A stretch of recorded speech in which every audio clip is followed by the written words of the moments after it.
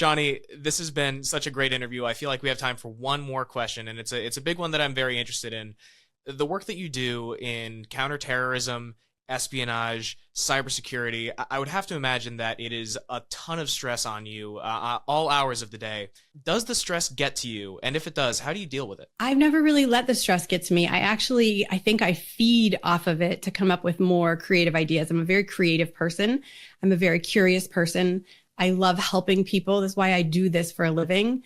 And I used to save lives for a living. That was my mission. That's what I did. I know for a fact that I saved lives. So when I was conducting espionage, and that's a pretty incredible mission. When I left government service and I went into private sector before I started my own company, I felt this sense of loss. Like I was saving companies money, which is great for them, but where was my mission? And so when I started my company, I realized that my mission now is actually more important even than when I was conducting espionage, because I can not only help organizations and looking at it from the national security side, right? There are a lot of threat actors, nation states and organized criminal groups, et cetera, that are trying to steal intellectual property and trade secrets. But I can actually help individuals. I can help families. I can help protect kids from online gaming and AI deepfakes and things like that. And so I feel like my mission now is more impactful and I feel super fulfilled doing it. So I think the stress is probably a good thing for me. Excellent. Very well said. That is going to conclude our conversation with Shawnee Delaney. Shawnee, thank you again for your time.